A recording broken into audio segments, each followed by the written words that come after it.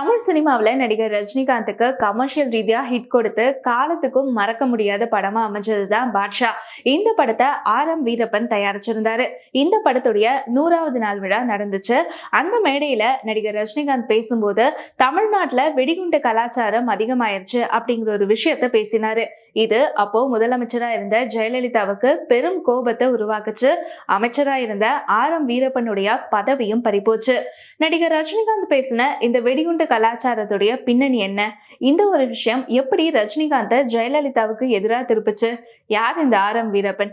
இந்த விஷயங்கள் எல்லாம் இந்த வீடியோல பார்க்கலாம். கடந்த 1995ஆம் ஆண்டு மணிரத்னம் இயக்கத்துல பாம்பே படம் ரிலீஸ் ஆச்சு. 1992 அயோத்தியில பாபர் மசூதி இடிக்கப்பட்டதுக்கு அப்புறமா ஏற்பட்ட கலவரத்தை மையப்படுத்தி தான் இந்த படத்துடைய மையக்கரு இருக்கும். இந்து முஸ்லிம் அப்படின்னு சொல்லிட்டு இரு மதங்களுக்கு இடையேயான காதல் கதை, அவங்கள சுத்தி நடக்கக்கூடிய பிரச்சனைகள், மனித நேயம், இந்த விஷயங்களை எல்லாம் பாம்பே படம் பேசியிருக்கும். ஆனா இந்த படம் ரிலீஸ் ஆன சமயத்துல முஸ்லிம் மற்றும் அந்த மதத்தை அவமதிப்பதா இந்த படம் இருக்கு அப்படின்னு சொல்லிட்டு சில முஸ்லிம் தலைவர்கள் குற்றம் சாட்டினார்கள்.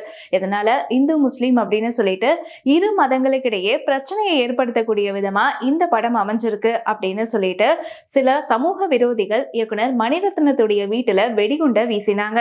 நல்வாய்ப்பா இயக்குனர் மணிரத்னம் அந்த விபத்திலிருந்து தப்பினாரு. இந்த சம்பவம் அந்த சமயத்துல கோலிவுட் வட்டாரத்துல பெரும் பரபரப்பை ஏற்படுத்துச்சு. இந்த ஒரு சம்பவத்தை மையப்படுத்தி தான் நடிகர் ரஜினிகாந்த் பாட்ஷா பட மேடையில வெடிகுண்டு கலாச்சாரம் தமிழ்நாட்டுல அதிகமாயிருக்கு அப்படின்னு சொல்லி பேசினாரு. அந்த சமயத்துல முதல்வரா ஜெயலலிதா தான் இருந்தாங்க. ஜெயலலிதாவுடைய அமைச்சரவையில வீரப்பன் அமைச்சரா இருந்தாரு. அப்படி இருக்கும் பொழுது பாட்ஷா பட மேடையில வீரப்பன் இருக்கும் பொழுதே ரஜினிகாந்த் தன்னுடைய ஆட்சியை விமர்சிச்சு பேசினதும் அதற்கு வீரப்பன் மௌனம் காத்ததும் தான் ஜெயலலிதாவுக்கு கடும் கோபத்தை ஏற்படுத்துச்சு.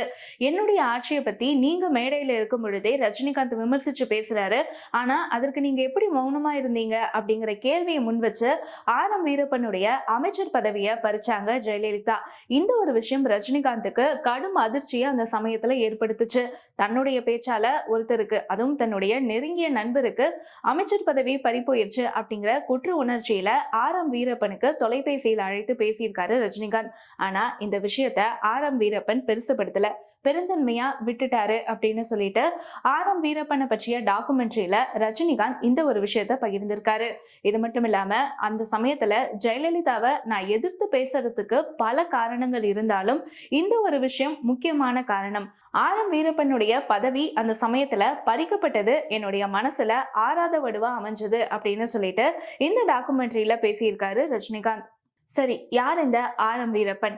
அண்ணா, பெரியார் போன்ற ஆளுமைகள் கிட்ட உதவியாளரா இருந்தாரு. எம்ஜிஆருக்கு வலது கரமாவும் வீரப்பன் அறியப்பட்டார்.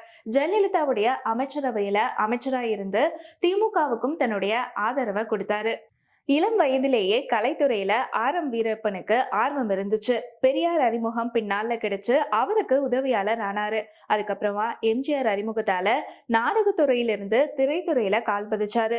திமுக எம்ஜிஆர் பிரச்சனையில எம்ஜிஆர் வெளியே வந்து அதிமுகவை உருவாக்க முக்கிய காரணமா இருந்தார் எம்ஜிஆர் சுடப்பட்டு கட்டுடன் இருக்கக்கூடிய புகைப்படத்தையும் வெளிநாட்டுல சிகிச்சை பெறக்கூடிய வீடியோவை பொதுவெளியில வெளியிட்டு அதிமுகவுக்கு ஆதரவு பெருக செய்தார்.